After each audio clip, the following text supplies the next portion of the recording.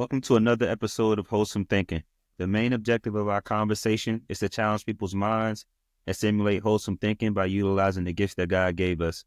This platform is inspired by scriptures, spiritual journeys, perspective, and life.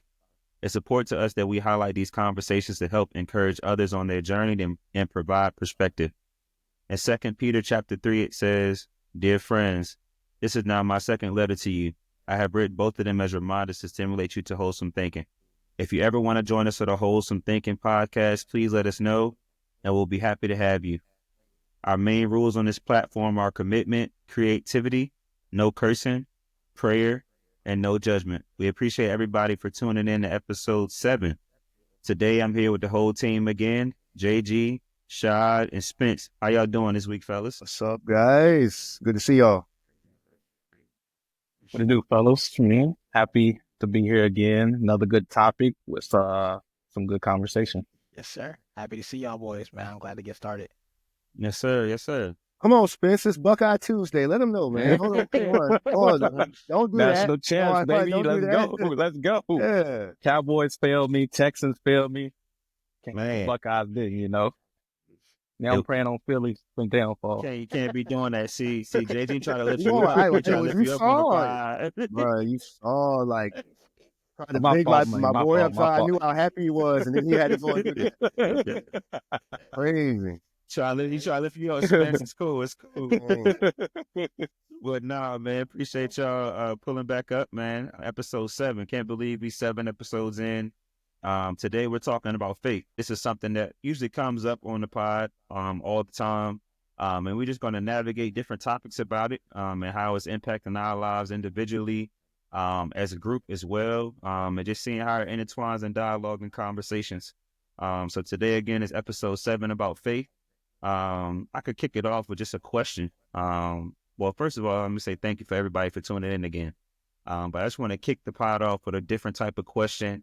Some of you may have heard this before, you know, Shad, JG, Spence, like, what to you guys is the opposite of faith? Yeah, you asked this before we started recording, and it kind of made me think, and I was like, never really been asked this before, but if I had to just real quickly, opposite of faith, I would say is doubt. Faith is, you know, believing in something, having trust in something, confidence in something or someone, and I would say the opposite of that is doubt. I think lines up with what I'm saying too. I think doubt for me is a perfect way to sum up what the opposite of faith would be, especially like in the secular standpoint of it, right? Because I know sometimes how people may look at faith may be different from whether it's a spiritual or just a worldly thing. But I think doubt is a great word. That's exactly the word I was thinking of when you said it. And I was like, of course he's going to say doubt too. But no, doubt is exactly the same word that I was thinking of. Yeah, I would say, in my opinion, I think the opposite of faith is fear. Fear is kind of like, that kind of takes away any like trust or reliance in, you know, a God that you cannot see. So faith is the hope for things unseen. And, you know, a lot of times when we can't see something, it's hard for us to understand it. And typically as humans, we fear what we don't understand. And so if faith is the reliance and the hope in things that are not seen, then fear is kind of the opposite of that, because you can't really, like, fear takes away that reliance and that trust. Okay, that's some good answers. For me, that question came up in church about 2 weeks ago now, I think. For me, listening to that sermon and listening to you guys, I would definitely have to say the fear, doubt, and probably disbelief or unbelief in something. But really, man, I was talking to Jerron about this. Is pretty much everything else. Everything else in this earthly realm. When you really break it down, like anything that got a negative connotation to it, anything that's dismissive or that lacks the presence of the spirit, and you functioning through the flesh, is kind of everything else that we're functioning in this earthly realm. And I think it's very interesting to say that, because I was thinking about it and I'm like, well, that's pretty vague, but it's like, it's kind of real too, because it kind of is everything else. What are we functioning in when we're not believing in faith? What are we following when we're not being faithful? Like, what are things that we functioning in through our flesh compared to our faith, and how are we being led in different ways? So that's kind of where my mind was on about it. But JG, kind of like, what you think about that? I mean, yeah, because if whatever it is that we're relying on, if it's not faith, would be the opposite of faith, right? Because we typically want something that's more concrete, something that maybe we can control and manipulate to a certain extent, so that we feel a little bit more stable, for lack of a better term at this very moment. But yeah, I feel like anything that takes away your faith is the opposite of faith. So I could definitely see where you're coming from with that. Okay. What's on your mind, Shad? I see you thinking over there, bro. Yeah, I'm thinking because I guess what I'm thinking is kind of just trying to pull more out of what you're saying here, right? Because if everything's that's not faith, the opposite of faith, but then wouldn't that just means that that applies to everything, right? I mean, anything in life is going to always be the opposite if you're not doing that.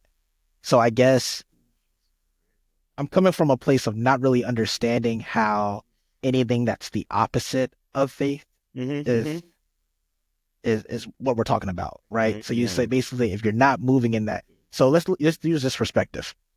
Let's say there's a person that just never operates in faith. And there's people out there that don't really use, like, they don't say they operate in faith, they just operate in their flesh, right?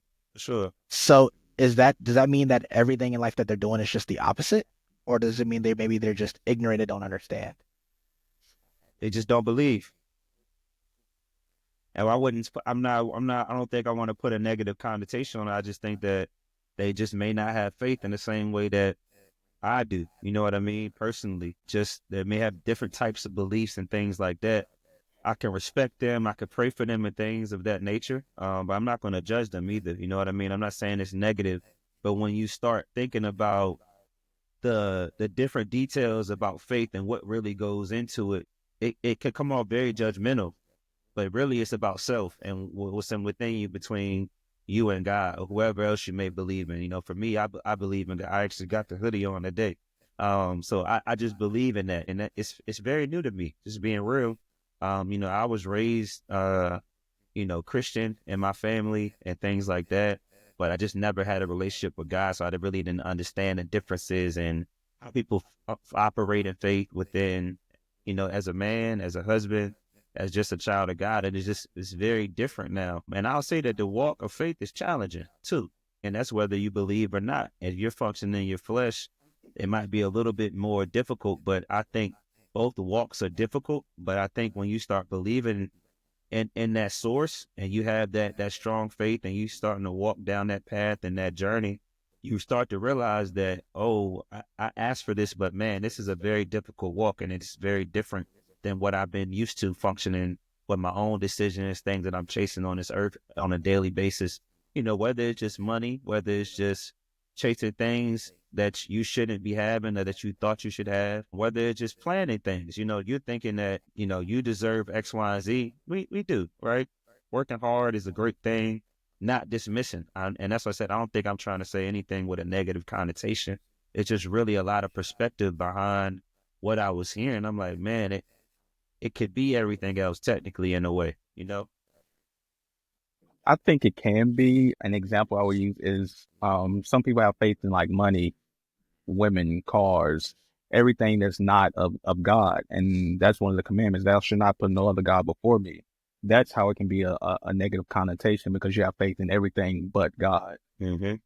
Talking about those idols, right, Spence? Like you Yeah. idolizing, and I think that's where I'm coming from, Shad. Is like before this year, I idolized so many things, and it's like I was putting a lot before my faith.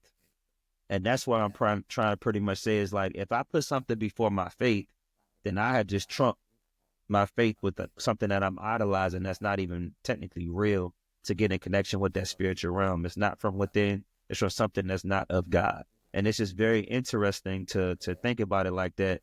Not to say that I'm right, wrong, or indifferent, but that's just my perspective on it. Like, and I'm just learning that now. It's not something that's been a part of me for the better part. I'm 30, 31, turn 32 at the end of the month. This is all fresh, man. I'm talking about the last 6 months. Within the last year, I'm just learning about these different things from myself, along with y'all too. You know what I mean? So it's very interesting to me. So because I've been functioning in a different way my entire life, and I'm sure a lot of other people have been as well. And I'm not saying that this side isn't more or less peaceful, but I do find some peace for myself, and I find some joy.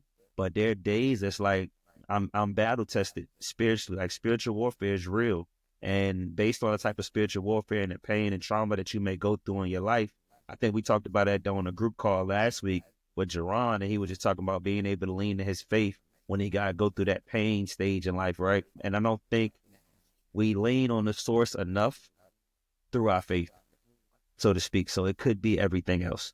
And let's say you're going through a tough time, you may lean into idols constantly just because you're not used to leaning in on your faith, whatever you may believe in. You know, I'm not saying I'm here, there, but I'm saying for me, I do believe in God, and I do understand what he can do for us individually. Real quick, I'm not saying, I don't think real is saying you can't have faith in other things as well. Like people, we're all human. We all need people and we have daily interactions with people. But when you put that above God, your faith in God, then that's when it becomes a problem. Yeah, I get what y'all saying because I agree with y'all. I do agree with what y'all are saying. I'm just trying to think from the full perspective of the For opposite of sure. faith, right? In a Mm-hmm. sense of not really like a challenging way, but just like I'm thinking of somebody else that maybe not fully there yet, maybe they're not on their Mm-hmm. walk yet, they don't understand, right? Because honestly, we all utilize faith every day, right? When we all sat down in this chair, we had faith that this chair wasn't going to break on us, right? But we don't think about that. But we practice faith that when we use different things, when we get in our car, we don't expect our car to break down on us. Mm. And we're utilizing faith, but people don't look at that as faith. And so when we think of that, like what's the opposite of that for those people? Because if they don't look at that as faith, then really kind of that's where I'm trying to get to. Like, what does it look like for them that maybe doesn't look at it as the spiritual? Because regardless of how they want to look at it, they are practicing faith when they turn the lights on. If the lights turn on right, like they expect the lights to turn on, they have faith that they're going to turn on.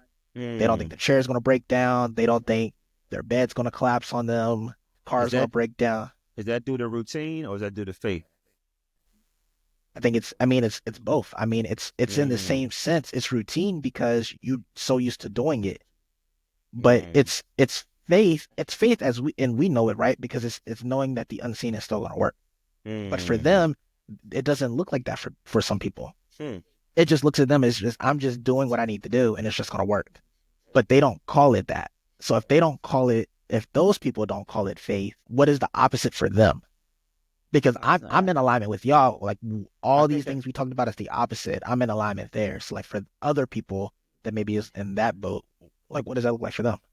I think like, and I'm gonna let you go, DG. My fault. I like this. This is a great example for some people like that. I know for me, when I was like that, it was something that I could see.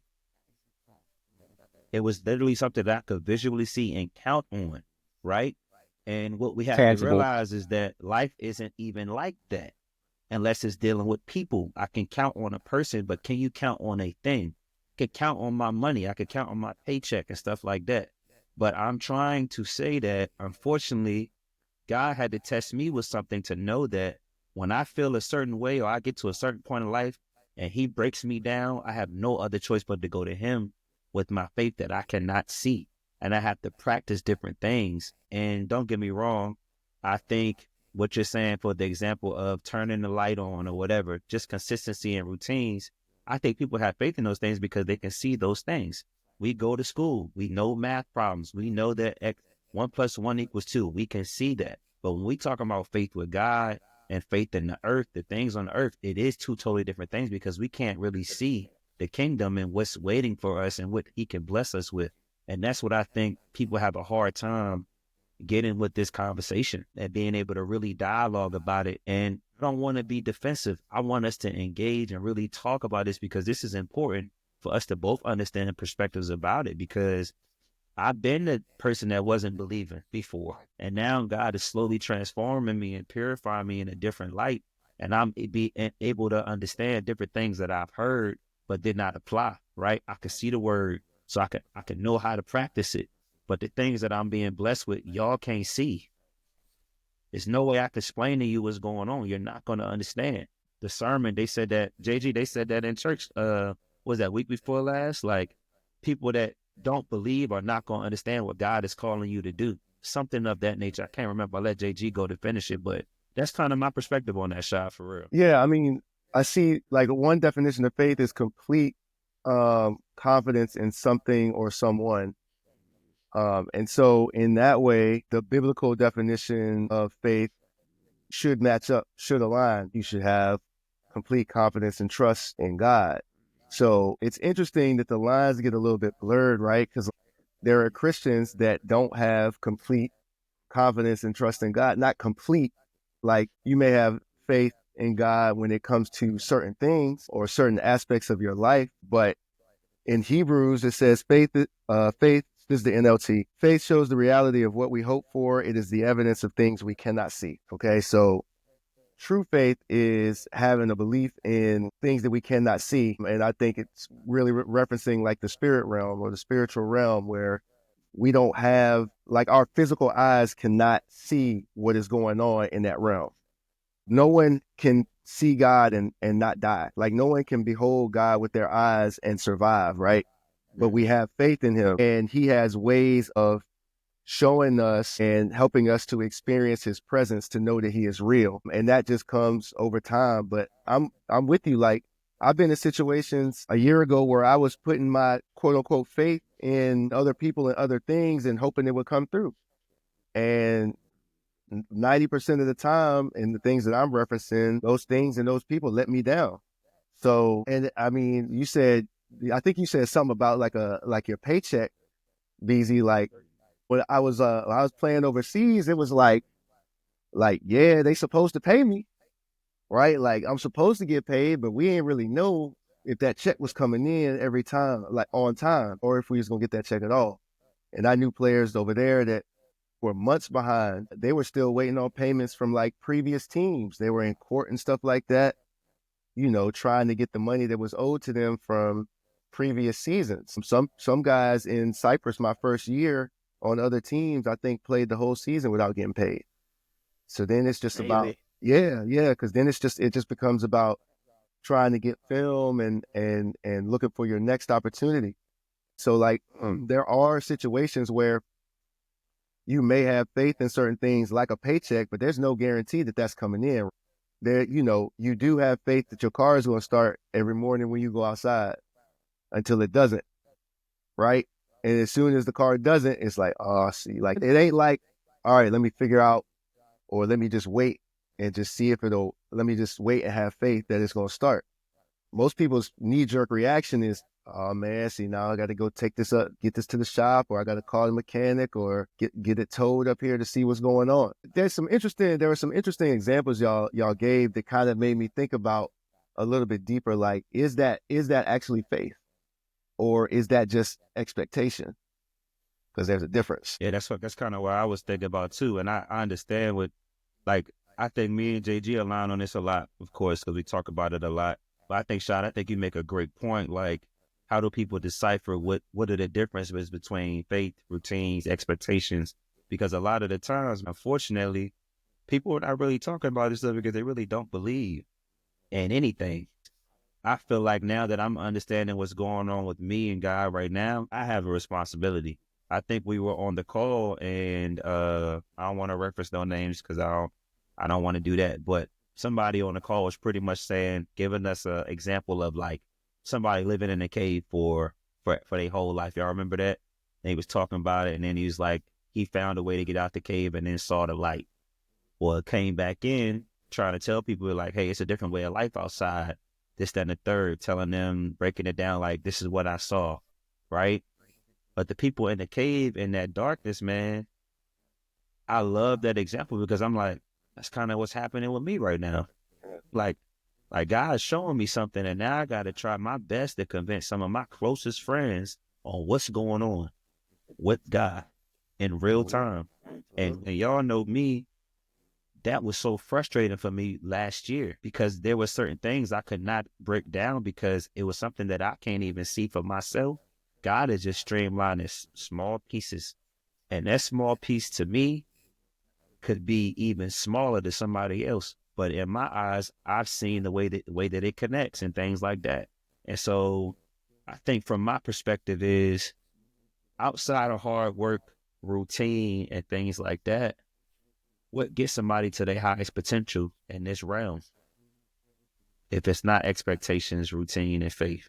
So outside of faith, is it just hard work? Do I just grind till I get to the top? And my question is for those people that get to the top, well, why are you still unfulfilled if you got everything? What you really missing? Are you just missing family? Are you just missing a loved one? Are you missing the perfect woman, the perfect man, the perfect partner, spouse? You missing kids because, I don't know, miscarriages are happening. Who knows? What are you depending on when those things are happening? That will be my question. And my answer to that is, for me, you depending on something that you can't see, because you hoping for something. And what's up with hope? Hope and faith, do they go hand in hand? Yes or no? I don't know. So my fault, Shaw. That's all. I just wanted to answer the question before I pose it to y'all. Yeah, no, you're good. But how you said hope and faith, I always say faith and patience are like the two that go hand in hand. And I kind of mentioned what you said earlier is like how it was last year, right? Like you saw, you came out of the cave, right? You saw, but everybody else didn't see it like you saw it. But you had patience. And now people are starting to see it because you had faith and patience in that.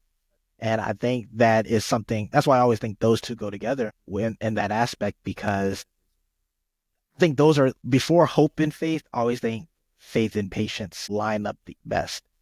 And then I do understand, like, I guess when I think about faith when it comes to goals, right, or are the persons at the top and they still don't feel fulfilled, I think that start lining up with purpose.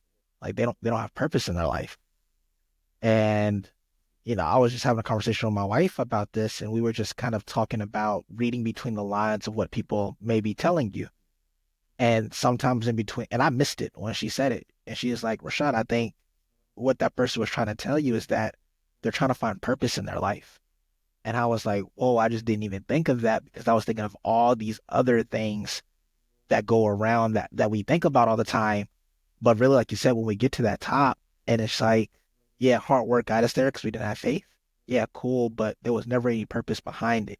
Like that we never had like the purpose in our life to drive us to get to where we're going. And I know there's like a book, Purpose Driven Life, out there that kind of talks about some of this stuff, but I think that's really what faith, in the totality of what faith leads you to, is purpose in life and what God's called you to do.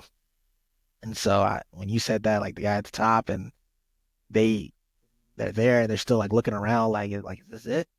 Like it's because we just need purpose. For sure, man. For sure. And I will have to echo exactly what you said, because that goes to the question from last week, and we really couldn't dig that deep on there. But the question was, what if God can introduce you to what he created in your mother's womb? It's the same thing. Once we're born, we get introduced and influenced by an earthly realm, bro, unfortunately. And we end up liking football. We end up liking basketball. We end up liking money. We end up liking flashy cars, whatever the case is. But it's like, you can have all those things and still be empty. So why is your cup still empty if you feel like you have it all? You're missing a source. You're missing a source, man. And that source is that anointing oil and water that's not on your body and on your temple. This is just a shell. So I think, like, me, for myself, I can't speak for everybody, but I know this year, man, last year is just I can't even say, I believe I'm saying last year now. That's kind of just wild, JG. But it's like, I don't really want to live no other way now that I've seen this side, but I definitely can understand being in that cave. Like, it's really dark and it's comfortable. It is really comfortable, for sure. And I think a lot of the times, some of that struggle with faith deals with some type of pain and trauma that you feel like nobody else can actually be compared to or can relate to.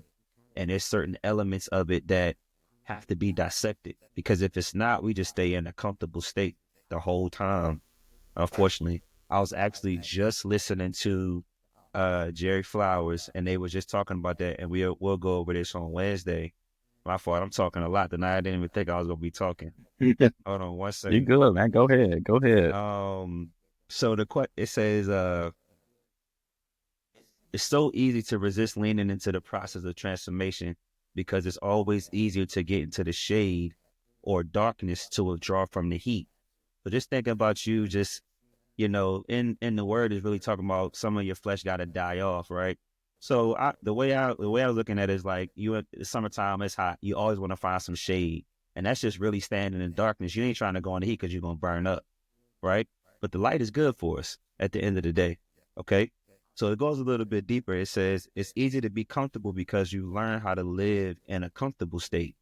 Therefore, you learn to live without going through the process in order to transform into the better version of yourself or get into your highest potential at the end of the transformation process.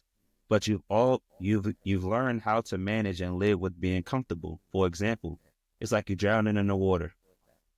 You know just the right amount of air that you need to come up for to know that you can survive and keep living. But you ain't trying to swim the long distance technically to be saved and freed from the water. So you planning on staying in the water, right? The example that I'm giving is talking about the wounds is like the people that are staying in the comfortable state that don't believe and things like that and not trying to go to the next level of their life, that really they think they want the freedom, but they're not trying to go through the process. They end up just coming for air and going back under and keep drowning.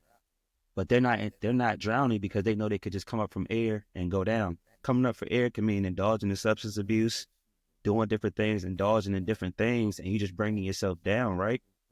But we also, when in that comfortable state, you're coming up from air and you bleeding.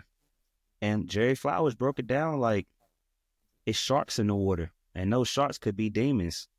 And you're bleeding out and don't even know you got wounds that you're bleeding out from. And so you got to have faith to stay afloat and swim. It's going to be hard. It's a long journey. You don't know where land is nowhere in sight. It's something that you cannot see. And so that's kind of like, it's crazy because I wrote that down before we started tonight thinking it was for tomorrow for the guys, but like it's faith. That's faith, bro. Like I got to have faith that there's land somewhere around me. I can't keep floating in the middle of the ocean knowing that I'm bleeding out and that there's sharks around me that can technically take my life. But a lot of people don't know that there's sharks in the water. They just know that they in the water and they're not trying to die in the water. And so the shark thing and the wounds, they don't know that they wounded, or they're not acknowledging their wounds. Maybe that's a better way to say it. They're not acknowledging their wounds and they don't know that there's sharks in the water. And so for them, it's just a matter of, well, how long can I like stay alive in this water till somebody figure out that I'm here, or till somebody passes by and sees me here. I mean, that's a good analogy for real, because I'm trying to put myself in that situation. Like, you don't see any land in sight. What you doing? You tired of treading water. What you doing? You feel like you need some rest. What are you going to do? Are you just going to keep swimming in the same direction and just keep going till you see land? Or, I don't know, like, what is the alternative? Just die in the middle of the ocean? So, like, yeah, like, Right. but Stay like there, people, JG. go ahead. Stay there. So let's just keep that analogy because I'm picking up what you put down. So somebody come by with a boat, but it's no boat with no motor. It's a rowing boat. And I'm let's say I'm one of those people that we talking about. Okay. I get in the boat. They say, follow me. I'm going to some land. That person is like, I don't believe. What do you talk about? It's no land around here. They jumping back in the water, bro. Yeah. Intentionally or unintentionally. They gonna drown the boat. They gonna kick the person that's leading them off the boat just to get some more air. But when it get tough and the storm come, they hopping right back in the water. The boat destroyed. Now they back to square one. And that's what I'm saying. Like that analogy to me can break down what Rashad is talking about. So I just wanted to interject there. My fault, DG. Go ahead. No.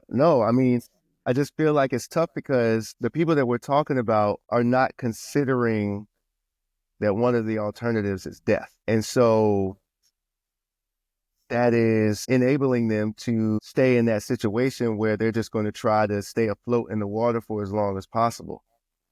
And When somebody comes by with a boat and says, I'm going towards land, that now see, like, we are squarely in the faith talk, because you ain't seen no land and you've been in the middle of the ocean for who knows how long, just trying to stay alive, coming up for air every now and then, not acknowledging your wounds, not aware of the sharks that's in the water.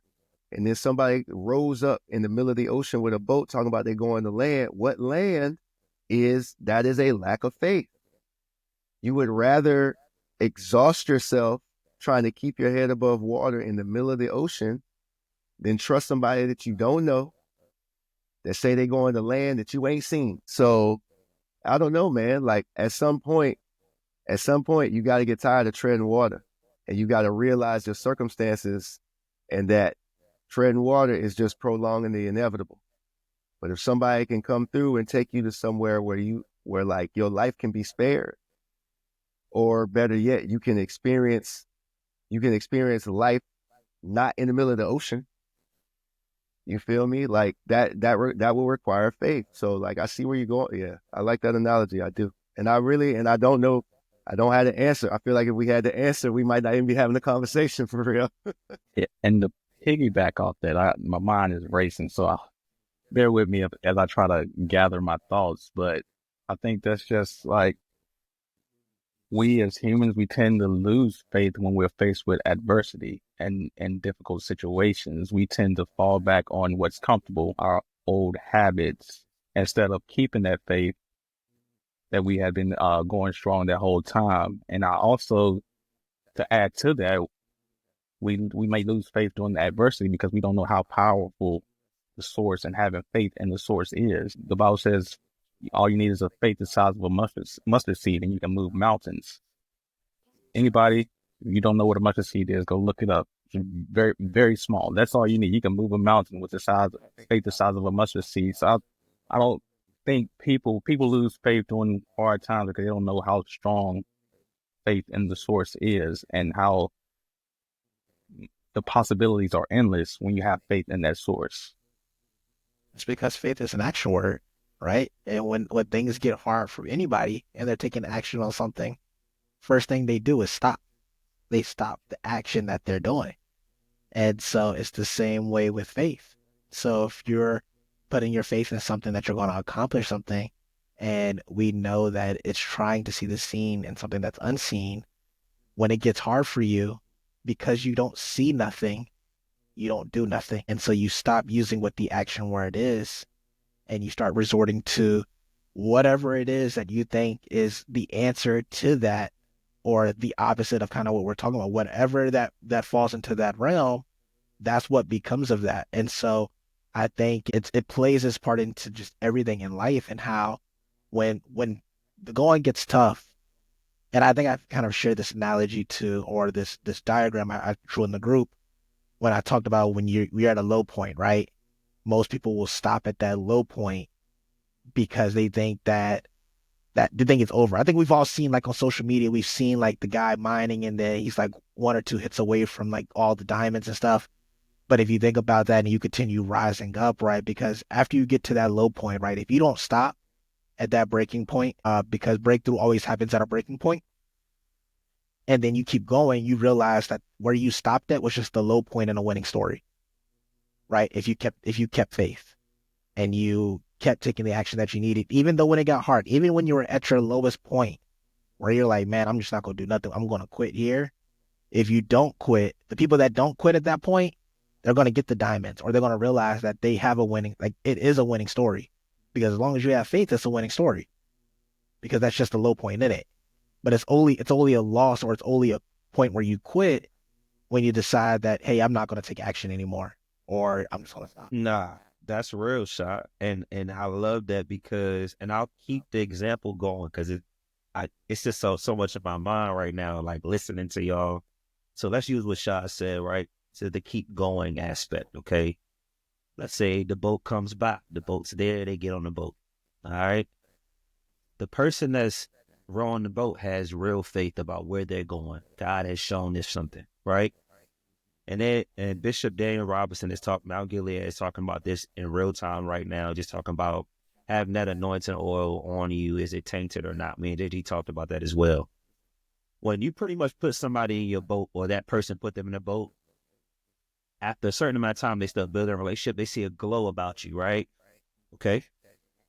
They think that you saved them. From their perspective, that person did save them from a situation in the water. But it gets to a point to where now then I have rowed this boat for 20 days and 20 nights, whatever the case is. Now I got to put my anchor down because I got to pick up some more people that God has put me on a mission to serve and help, right? And let's just say I'm helping somebody and I'm the person rowing the boat. I say, all right, get out here and swim for 20 days and 20 nights. The land is right there. You're going to get there, right? Person is going to rebel more than likely because the person that was rowing the boat saved them from a situation. So they think that that person is the savior when it's just God working through the shell of our lives. And in order for the person to keep going without the person that saved them, so to speak, because they think that it's not really God that positions this person to help this person get to where they're supposed to go to help them, but that person is going to rebel and not want to jump in that water because they still don't have faith. As they just thinking it's going to rub off on them just because they in the boat with you. And it's like, unfortunately, I'm just helping you temporarily. I think we talked about this on a couple different episodes now, but I just encourage people, when it's time for you to get out the boat, you got to keep going. Like Shai said, like it's more to it. It's so much more to this walk, man. And it is difficult, even for the person rowing the boat, even if you got a lot of faith and you're a believer. I know for me, it's just like, man, surrendering everything and all aspects of my life to order my steps. Man, I don't know where the boat going either. Bro. I'm telling you. But it's something deep down telling me that I've seen what I've done in 10 days out of the 20 nights. So, man, I wonder what's in the next 10 days and 10 nights on this water. What is he about to reveal to me next, man?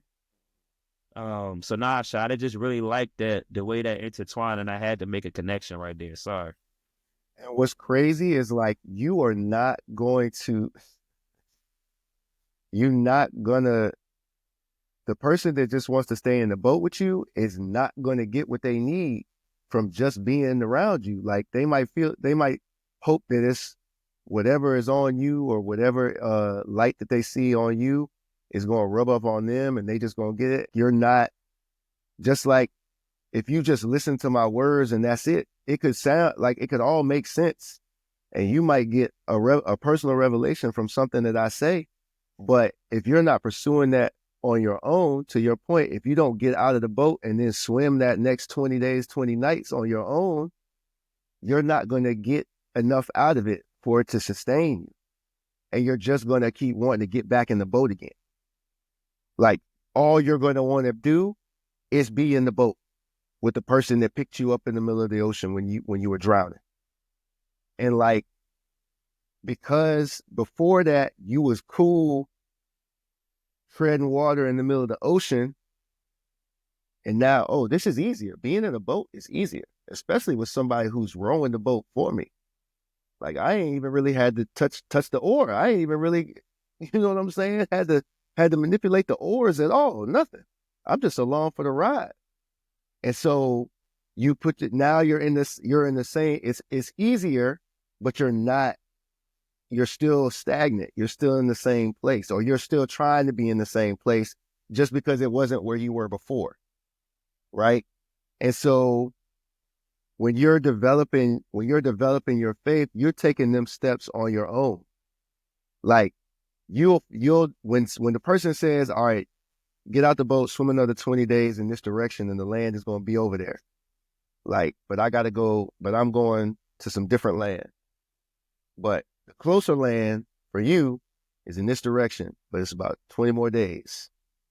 It's like, if you have faith, you're going to know in your spirit that that's the right move for you.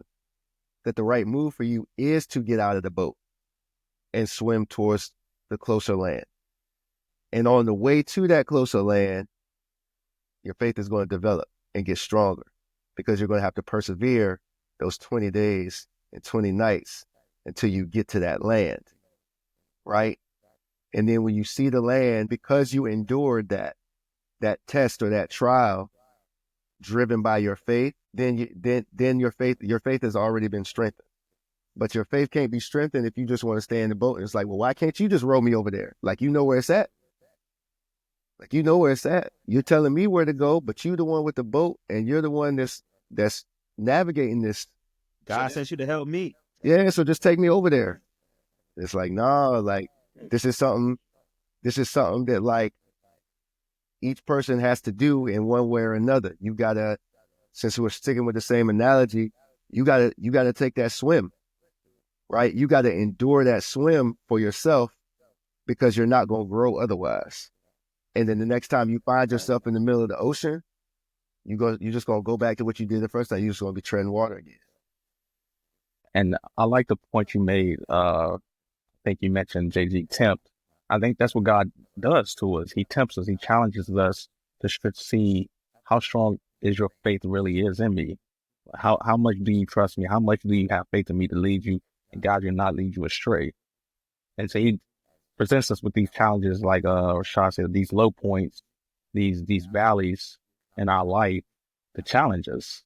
The only thing that remains constant in life is God. But life has its ebbs and flows, and those ebbs and flows of God challenging us, testing us. How much faith, how much trust do you have in me to lead you? Nah, that's real. And Sean, I'm thinking about this conversation because I'm still stuck on what you said. Like, I'm still sticking out. Like, what about the people that don't believe, don't have faith in this? They got faith in the things that what they see. I would challenge them with the question to say, why do we have more faith in the things that go viral than we do in a different source? Think about how quick we see something on social media and believe it, and we don't know where it came from. Boy, did they be lying on there. Man. And that's why I'm like, I get confused in that because that used to be me, straight up. Anything that I see on here, your algorithm, whatever, you believe in what you're being fed, right? But it's the same thing with me. I'm being fed the scripture now, so I'm believing a little bit more. It's different, you know? And that's where it's like, it messes with my mind because it's like, it's really what you're indulging in that you end up believing in. It ain't really, and that's how I think I'm trying to define that category, Shad, and break it down a little bit more. I think you just said it right there. It's, what are you spending your time in? That's where your not necessarily your source of belief is going to come from, but that's what you're going to find to be more true. If you're always, for example, let's use the news. News is prime example. And it doesn't matter which side you watch, whether you're Republican or Democratic side, it doesn't matter.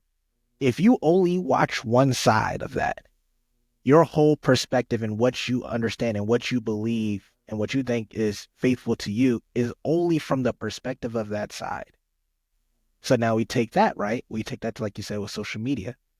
When you go to social media or something, and that's the only way you get your information and your answers from, that's what anything you find there is going to be tried and true to you, because that's the only place you get your source of information. Now let's go to the cool side. Now you go to the word, and you start to get your answers from the right place. Now it doesn't matter what's going on with all these other stuff on the outside things, because we know they're worldly things. And so it's just, people have to figure out is where are you spending your time at? Because your time always influences what you have or what you believe in. And that's the same with politics. That's the same with pop culture. That's the same with diversity and where we grew up. Everybody has a perspective or a belief which can control how their faith goes based on their environment that they're in and how long they're in that environment. And so you have to figure out, like, you can't make that go away. Like, you can't just disappear. You can only dilute it. Right. And so how do we dilute that stuff that isn't really good for us, or that's the false information or wrong information that we're getting? We dilute it with the word. We dilute it with positive association. We dilute it with things that are not feeding negative or fear and doubt into us, are filling us with empowerment, with faith, with belief. And those are the things that start to change that perspective on when we view information. We can say, nah, that's not right, immediately, because I know it's right. And it is not being better than anybody or nothing like that. It's not saying your side is wrong, my side is right. Well, it's not saying my side is wrong, your side is right, but it's saying that I know where the right source of information comes from, and I can choose to believe that and follow that, or I can choose to succumb to worldly things that people can control and dictate what goes into my subconscious. It goes into my three gates. So I think you perfectly said it when you talked about like what are we bringing into us? Like what comes into us and what goes out of us based on what are we around on a daily basis. Bro, when you study the truth, it's easy to spot the lie. You don't gotta study lies to recognize a lie. You don't. That's not how you recognize lies, by studying lies. You study the truth and make it easy to recognize a lie. That's a bar. That's a bar for real. Serious. And you And gave us like, conviction on that too. Yeah, and because you could discern a lot real quick.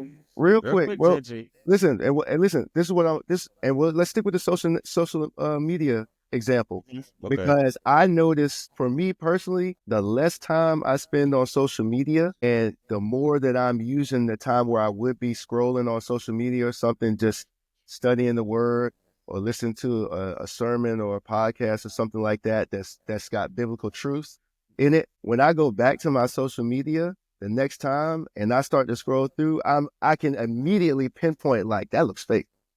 Like, oh, that's AI. Or like if it's some news story, I'm like, there's something sound off with this.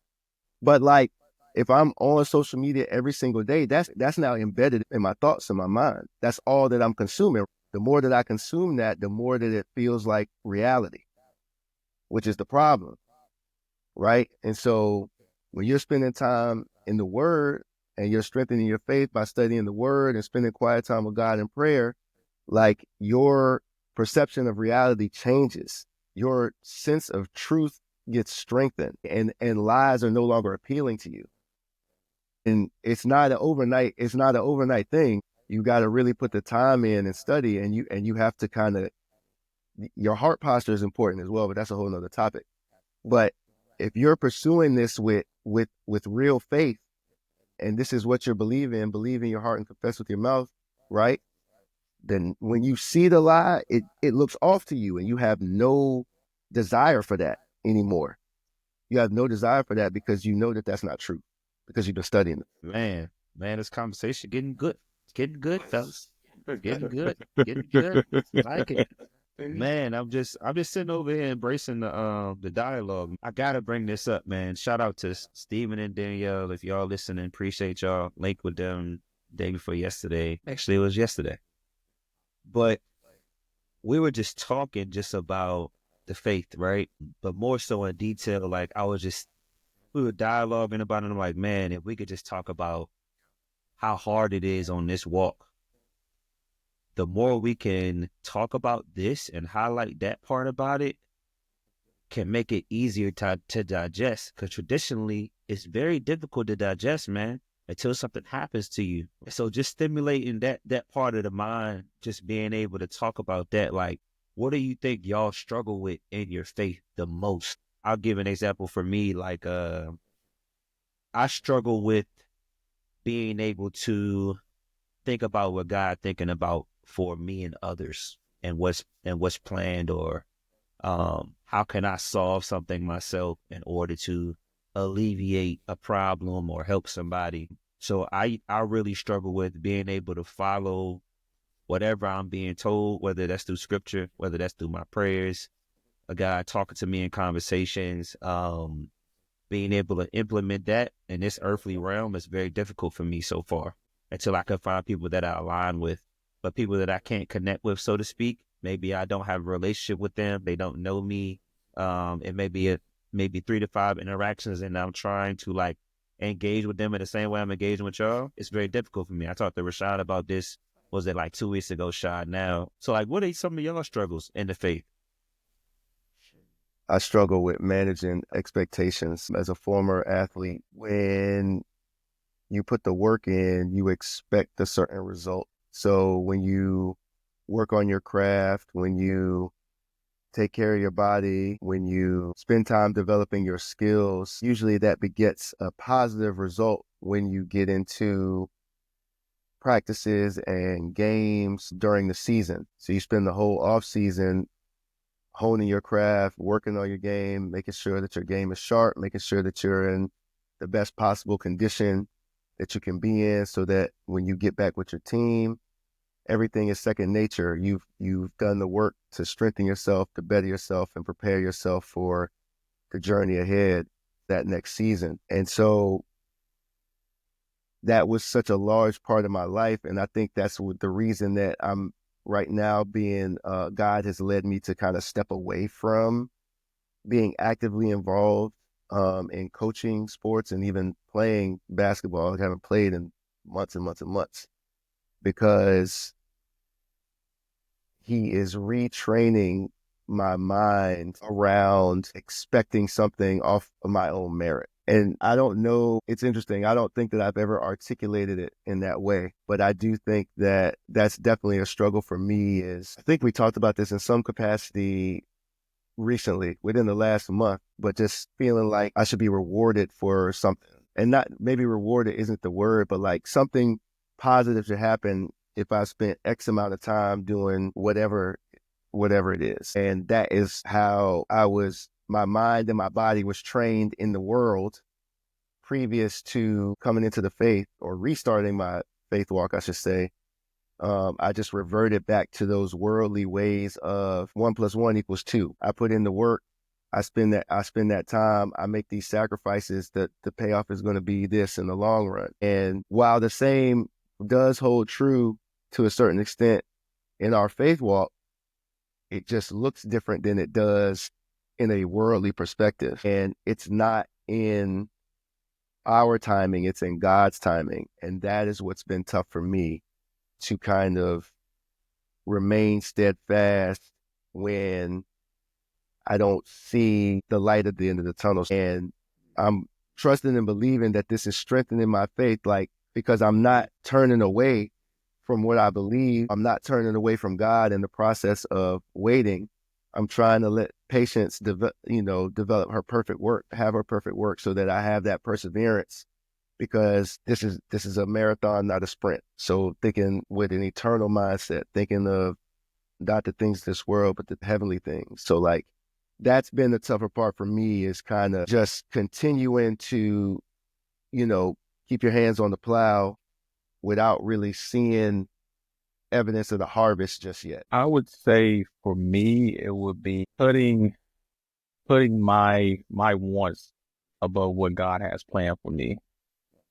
And following his lead and his steps of what he has planned for my life. And just to use a generic example, is I talked about this on a previous podcast, the Capital One job that I really, really wanted, and the industry that I wanted to get into. Mm-hmm. That was not what God had planned for me. He didn't see fit for me to go to Capital One, start a new career, start with a new company. And I think that's what I struggle with the most, knowing that he may not give me what I want in that exact moment, but he's going to give me what I need as time unwinds. Okay. And just trying to stop falling back into those habits of putting my wants above what God has planned for my life and let him order my steps. For me, I would say it's the works, because we always hear faith without works is dead.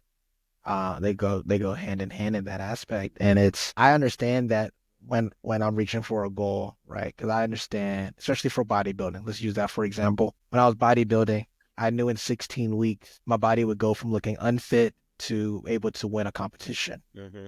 Never seen my body there before, but I knew that in 16 weeks, by being consistent and doing the work, it was going to get there. And I think when it comes to all of my goals, even today, it's knowing what that goal is, but it's the remaining consistent aspect and the work when I don't want it to take as long as it wants to take. It's the faith and patience. Am I having enough patience to accomplish what I need to do?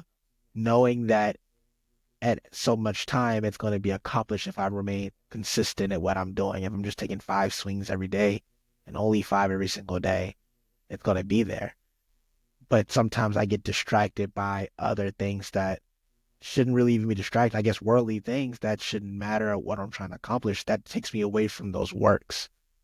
And so now I just got the faith that it's going to be accomplished, but what am I doing to actually get there? And later on, I'll probably share one of the formulas I kind of follow when it comes to that, and that kind of keeps that perspective fresh on me. But it's making sure that on the consistency standpoint, on the habitual standpoint, what am I doing on the work side to make sure that distractions aren't in the way for me to put those two together, that formula of faith and works together to accomplish what I need to accomplish. So that's kind of, I know it's not exactly the faith part, but they go hand in hand together. And so one's not being done. If you got works without faith, it's a way harder road, the same way if you have faith and no works. That's real. And it's a very difficult road to go down.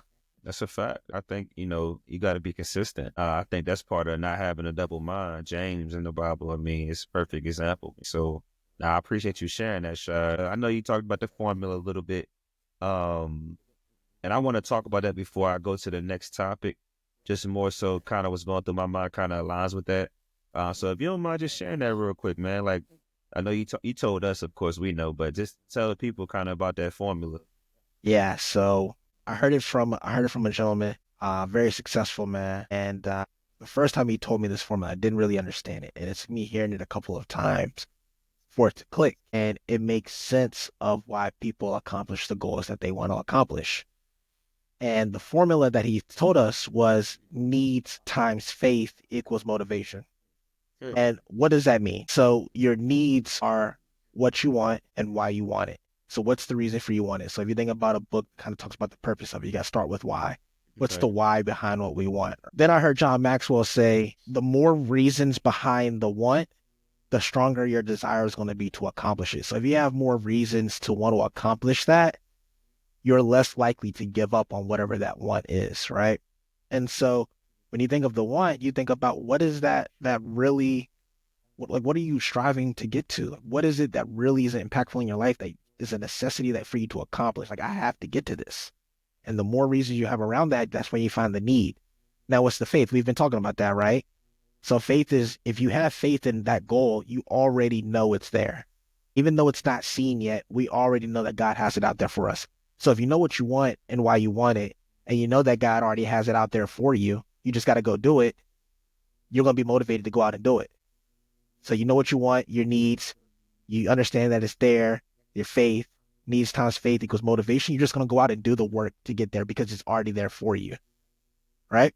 And if people can just take a step back, slow down and speed up and think about this formula and realize and put reasons around your wants of why you actually want these needs and understand. And if you truly have faith that you can accomplish these things, then what's stopping you from doing the work to get there? And so that's something that, to kind of tie back to what I just said, is I have to keep, that's one of the affirmations I'm always saying to myself, is needs times faith equals motivation. Because when I get distracted or when something happens, when adversity hits, and I said faith is an action word, if I'm not taking action no more, no. That's not the case. Let's need times faith equals motivation. Motivated to accomplish what I want because God already laid it out for me. And so when it comes to any goals, if you think of it in that aspect and you realize like, man, I know exactly why I need this. I know exactly, like on my dream board, I know exactly why I need that homeless shelter. I know exactly what God's calling me to do with that. And I know that he has it out there for me. I just need to go and do the walk to get there and realize that there's going to be low points in that winning story. But if I stop in that low point, then the formula doesn't matter. Then now it ain't adding up right. Now it ain't multiplying right.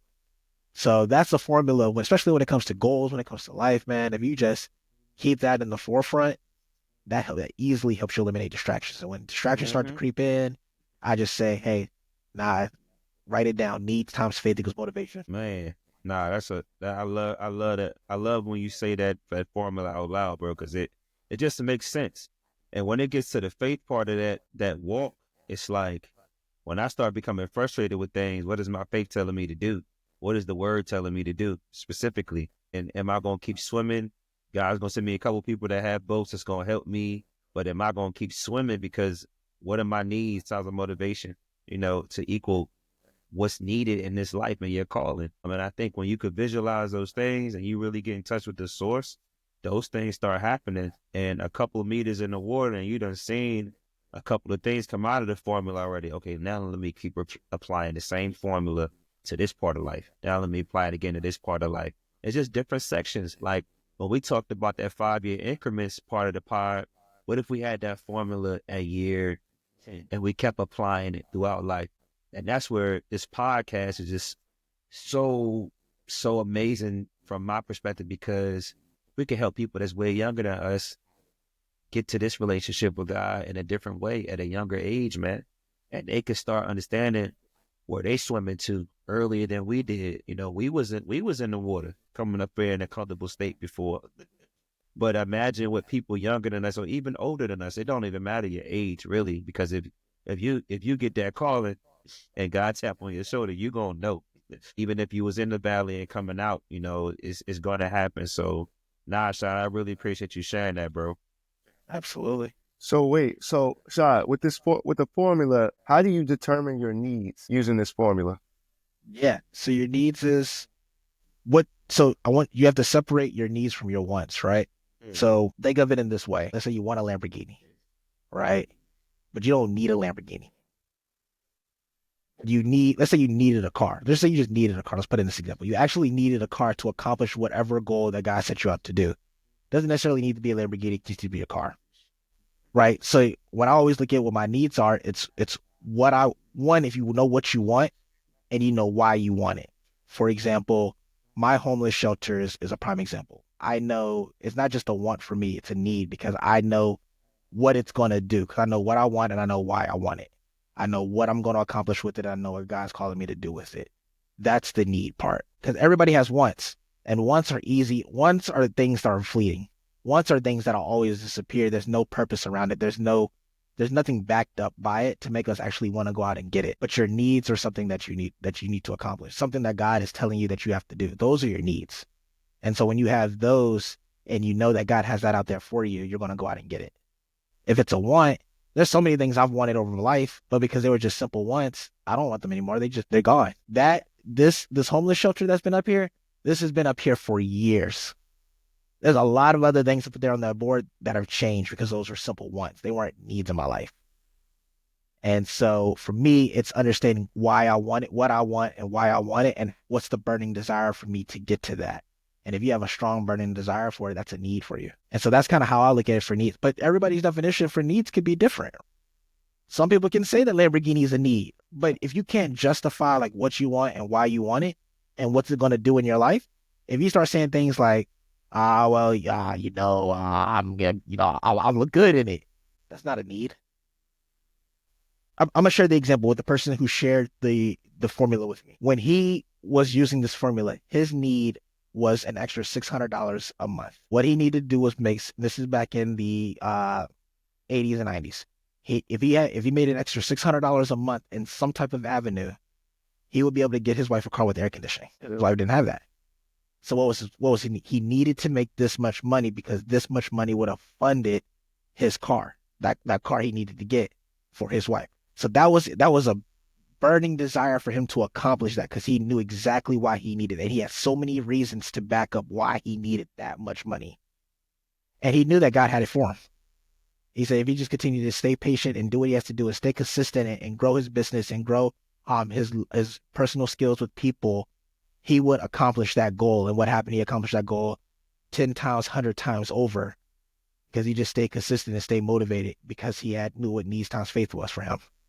So I hope that kind of breaks it down a little bit more, because a lot of times people are going to hear that and they're going to start throwing out some crazy things and say that they actually need them. And if you can't really understand why you truly need it, why God is telling you need that, it's just a want. Yeah, it's helpful to hear it broken down in those terms for sure. Not that I feel like I need a Lamborghini. I don't even know if I could fit in one for real, but but but there are some things that I'm trying to distinguish whether or not they're a need or a want. And sometimes it's easier than others. And so that's why I asked is, how are you able to determine what is a need versus what is a want? I can actually echo what Shaw's saying. We can use the men's group, bro. In the beginning, me doing it, right? Something told me to do it, okay? But I needed men to come to it in order for it to function. I had to have faith throughout the process that at some point, men will continue to come. It will continue to grow. But I ended up wanting more guys to come just because of me. not because of the purpose of the cause, okay, in the beginning. But then when the faith start kicking in, I start seeing that, oh, God is going to place men in this. I don't have to like go around wanting certain men to come to it in order for an outcome to be the result that I may want, JG. So being able to develop that, and that's why I say I love the formula, because I kind of applied that without knowing it in a way, and hearing Shy break it down is making sense now. Um, when the need and the motivation get multiplied together, you see something, right? God sends you something. That's pretty much like a sign to say, yes, keep going. The consistency to keep going now motivates you that something else is about to happen.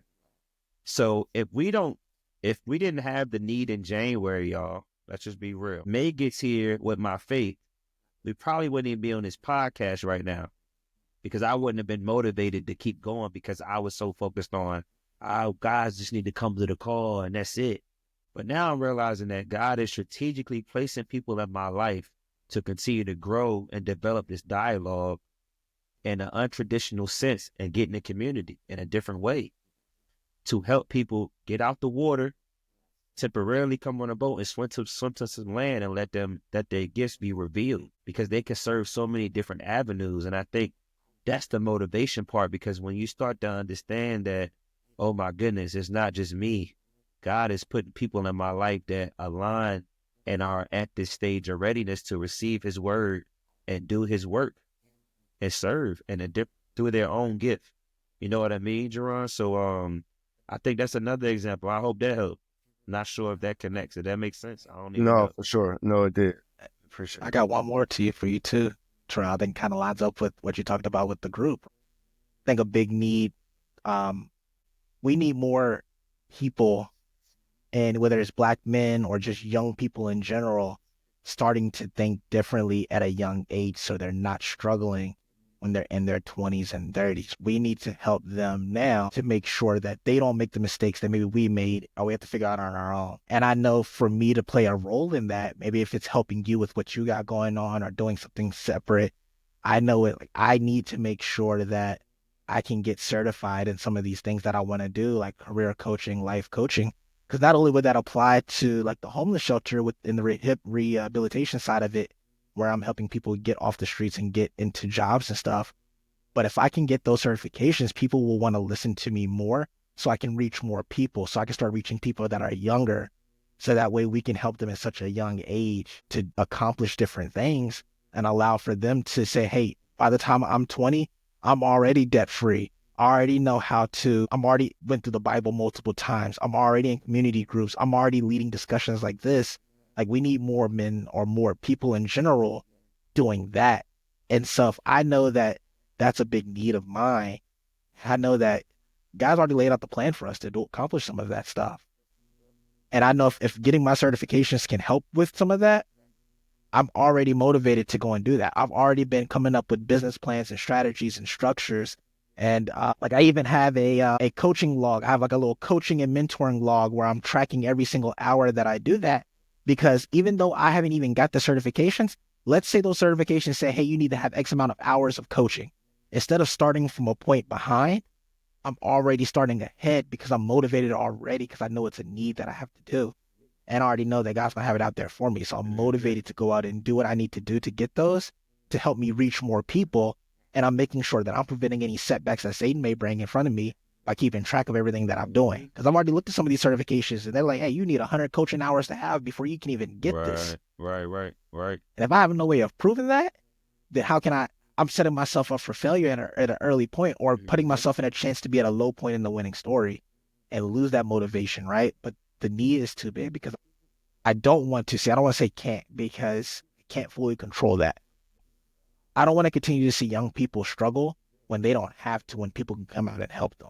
That's a huge need of mine, is how can I help these young people, or people of anyone, be better off than they currently are today? How can I make sure the rest of their life is the best of their life? And how can I do that as young as possible, so that way they don't have to make any mistakes? And if I know that God has that out there for me, which I do, that's why I'm so driven right now. And that's why there's no distractions that's really stopping me from accomplishing these things right now. And so that's me applying the formula in the immediate, right?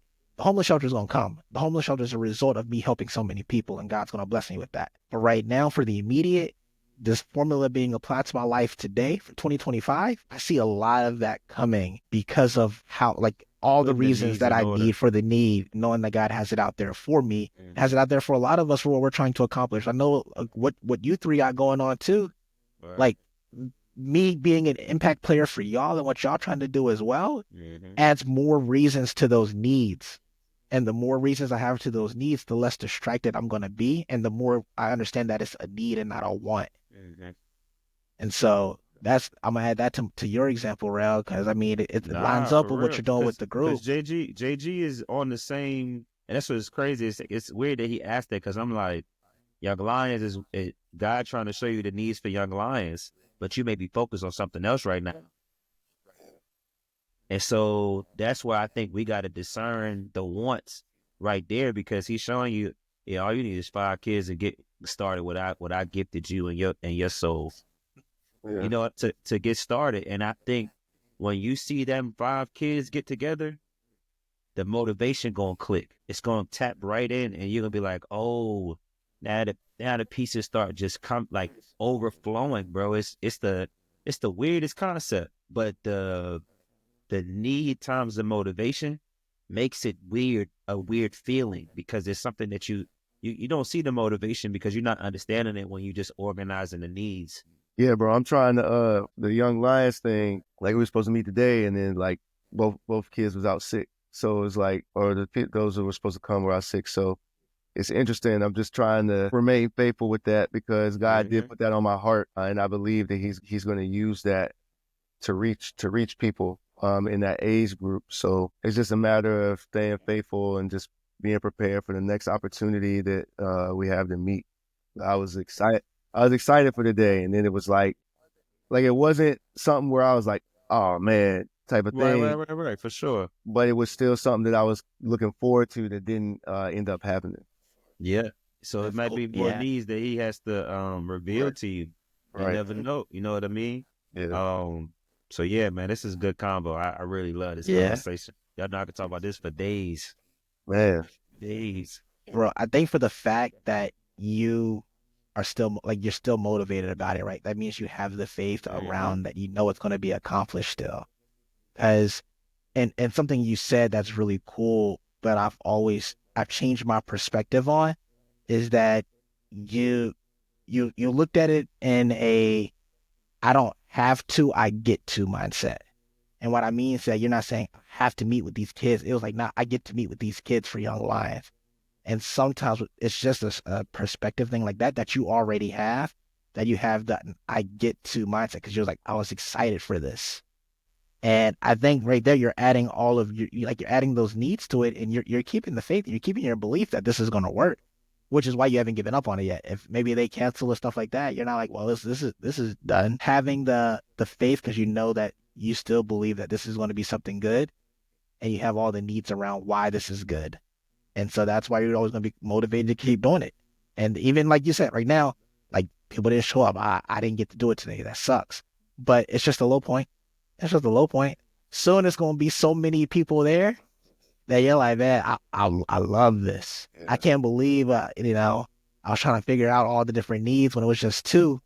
And now it's 2,000. Man. Now you're in every school in Richmond. Wow. You know what I'm saying? Like it's Wow. it's just like He that. not hear you, shot. He hear you, shot. See, here y'all go. God already showed him. God already showed him. Man, I want to take a pause right quick. I think I want to introduce something new on the pod right now, man. I'm just feeling it, flowing with the spirit. We're gonna see what will come out. I don't know. We're gonna call this segment Spence's Notepad, and we're gonna see what comes out of it, man. I just want to know what's on there. I just want to know what's on there. That's all. I gotta hear it, man. Spence's Notepad. We had an hour and 21 minutes. We're gonna go ahead and see what's on his notepad, ladies and gentlemen. Let's go.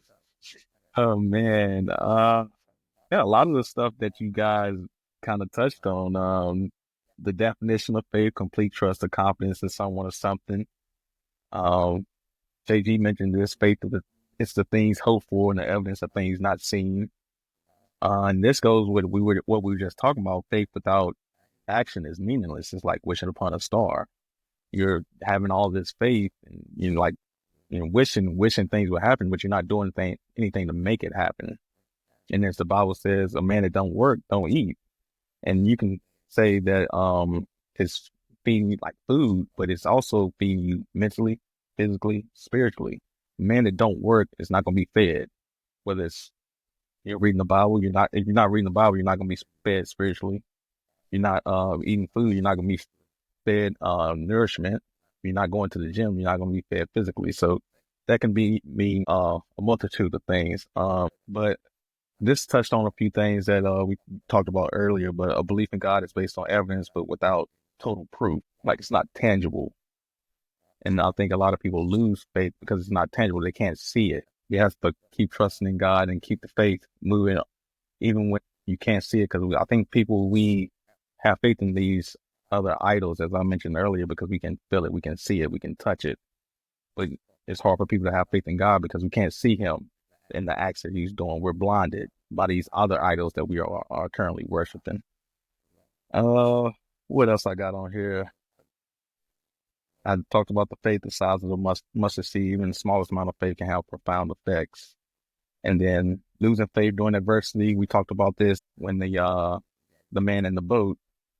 That's when your faith should get stronger when you're facing adversity. We tend to lose faith when we go through hard times because we fall into bad habits, our old habits. And I think the last thing, that's what should deepen our faith. I talked about this earlier when we were going through those challenging times. That's when God's testing us. And when our faith should deepen, we should root more, be more steadfast in our faith instead of slipping by the wayside. And then I talked about, I think I added, this was the question Real asked, putting my wants before what God has planned. That's what I struggle with having faith the most, putting my wants before what God has planned for me, and then letting him order my steps. But that's all that's on the notepad tonight, man. It's a notepad. Captured everything before we talked about it, bro. Hey, somebody listening right now, they like, thank you, Spence. Boy, y'all be talking. I needed this. They like, I needed this. I appreciate you getting it all for me. Nah, Hey, for real though, they about to man. be in the sections like, I can't wait till this done. I'm Nah. go right back to Spence's notebook section. I think we discovered a new section of the pod today, man. I'm telling you. Spence's Man, you notepad. gotta write these things down. Nah, that's real. Got it all written That's down, real, man. Spence. And I think a lot of the times, like the wants and the needs, it's murky water, man, because you end up, they was talking about this on Therapy Thursday on Jerry Flowers too. Like, what are you really praying for?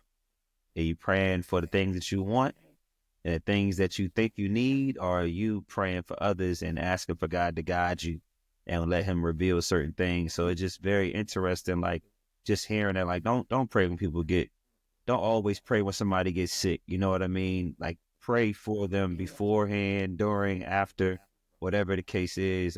So I really appreciate you sharing that, Spence, man. I know I was joking, but I was still serious because your notes do matter, man, because we talking a mile a minute on here. Some things get overlooked in conversation. And I know you observing everything, and talking to us. So you multitasking. So we appreciate you.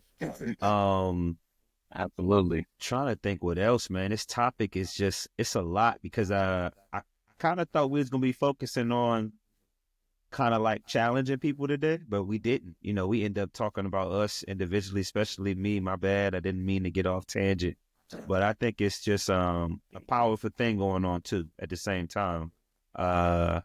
What type of, I guess this will be my question. Do you think there's room for believers to grow in dialogue with people that do not believe? And what do y'all think is needed? Yes, I think so. And I think so because you can learn from everybody. And I think everybody has some type of values, whatever their belief system is, right? Because I can give you an example. I've learned stuff from an atheist, maybe not about the Bible, but I still learn from them. I learn from them in maybe a more of a secular thing, or more of a worldly thing. but maybe it was a lesson that I took, and then I applied my biblical principles to that lesson, and then expanded on that so much more. So I see I what you're think saying. absolutely we can learn Yeah. from someone maybe that doesn't have the same belief system, or maybe not a complete believer at all, because everybody has value that they can add. Yeah. And whether they believe or not, I know that God put stuff in them to be able to share with other people. They may not think that's why they're sharing stuff and have that information, but I know that my God put that into them for them to share and to help others people. I would agree with that, Sean. I think everybody opinion, perspective, everybody has different backgrounds, different cultures. There's something, everybody has value. Nobody's less or more valued than anybody else. And I think you can learn a lot from just human dialogue and interaction. And I think that, like you said, there can be some secular things that somebody may do, but you can apply biblical principles to that, and it can teach you a lesson that God had been trying to teach you for some time. You just need a different perspective to show you. So I definitely agree with that. Yeah, I definitely think that there's room to learn from everybody. I do think you learn something from everybody. I learn stuff from my students every single day. And it's just one of those things where when you have that approach of being open to learn in different situations, it's just going to happen. Now, if you just think you know everything, you approach it with like a mindset of, well, I read the Bible, you don't. Like, then yeah, you could definitely miss out on some key lessons just from that dialogue. But if you approach it with an open mind, expecting to learn something, whether it's something about the person you're speaking with and they're personally, or something about what they believe, or something that they've experienced that teaches you about somebody else that's not even a part of the conversation. There's always something to learn at all points, I think. I just think you just have to be open to it. And then you got to think God didn't go around just talking to believers. He talked to the unbelievers too. So you can definitely have conversations with unbelievers because God did it. Spencer's Jesus did notepad. it. Spencer's Shit, notepad is shit going. still pack. Hey, I'm Jesus gonna add did to it. that. Man. Bro, See, what? Spence, you speaking with that one because Oh that's my how. goodness. If we didn't get the opportunity to go and learn from them, how can we help them become believers Bro, facts, ourselves, right? How man. can we disciple to them if they don't? Like, there's people out there that need us, but Man. if we disqualify even having like association with them because they're not believers at all, then we don't get there. I think about um Josh McDowell. So it's one of the books that I read. He has a huge book basically where he tried to go and prove that Jesus wasn't real, basically, like that the Bible and Christianity was fake. Okay. The book was called Evidence That Demands a Verdict, and it's a massive book. But there's like a Spark Note version called More Than a Carpenter. That's the one I read. And the other one's a little big, but More Than a Carpenter, where he's basically talking about all of the miracles, the chances that those miracles could have been accomplished, and how Jesus accomplished all of them. And he was trying to disprove them to show that why, like, him being an atheist was correct. And then, and this whole time doing his research, he converted to Christian. And so if you could Wow. imagine, like, what even got him the idea to probably even look into this was believers talking to him and continuing to love and learn from him, because he was a scholar at the same time, that helped them say, you know what, maybe I'm going to go and like challenge this myself and go research this. Wow. And so if we don't take the same approach in the sense of, hey, like, yeah, they can add value, but we also can add value to them, then we don't know how many lives that we're missing by not doing that. And yo, think about that example. He went in doing everything he could to disprove that the Bro. miracles happen. So imagine the amount of research, the amount of interviews he did, the Come amount on, man. of reading that went into that, and you end up providing even stronger evidence that those miracles did in fact take place. Man. Nah, I don't even know what to say. Like, my mom, I was about to say something else before you even said that shot. That threw me off. Like, that's amazing, bro. You're gonna have to recommend that on the in the references and resources on the pod, bro, because that's important for people to check out, even if you just YouTube and to check it out. But Hold on, no, so I wait, think we got Spencer's notepad, Shaw's bookshelf. Hey, the bookshelf right here full of it, man. Hey, and I can always pull them out. yeah, But y'all just are just on just to 10 give you today, bro. Y'all perspective, on 10. The evidence of the verdict is 760 pages of him like all doing research. So yeah, More Than a Carpenter was the one that I read. It was like 100 pages. But Okay. We'll make but I will yeah, we'll put uh, them both in there. sometimes it's user error, so your choice is your choice. You buy the big one to put it on your table, it look good. And then but right, right. Exactly. now here you go. More Than a Yeah, Carpenter tells you everything you need. the excerpt. Nah, I think like to my question earlier, just like do we need to have these conversations? I would say yes, because y'all know the way I pretty much pulled y'all into the group is like everybody's story matter, right? And the way I'm looking at it is just more in a testimonial perspective. At some point, everybody got to testify in some way or another, and you got to testify on your life. And that's why I think it's so important for all people to talk and dialogue about their life or their lives. Because when you open up that dialogue, as Spence, Shad, and JG stated, you can literally learn from somebody else and apply it to your life. And little do we know, God put all of us through something at some point, all those valleys, all those low points, high points, whatever it is, man. And it's to tell your testimony to somebody else, to inspire them to keep living and keep pushing through and keep trying to find the source from what somebody else got in their own story. Like, yeah, people didn't make it just because of their own will and their choice. Nah, it was somebody watching over you, whether you thought it was just an angel, a bug, a bird, or just other people praying, so many different things. But I know, I know, I know, I know who was there the whole time. I know who didn't change. I know what the constant variable was in somebody's life, but other people don't. But just imagine, let's take church out of it, right? Just imagine you coming somewhere. Atheists go to, what's the thing called? What's the thing where people talk about poetry? What's the thing called, Big y'all? Easy. Open speakeasy, open mic or whatever. So many people are engaged. Why? Because people are telling a story, whether it's a truth or a lie, you're paying attention. And you feel the love, whether it's Valentine's Day, you feel this a spiritual presence, you feel some type of vibe, you feel all these things, and it's like, why? Why is that? Why do you think that is? Why are you really in touch with those feelings? I don't care if you're an atheist, Christian, Muslim, whatever.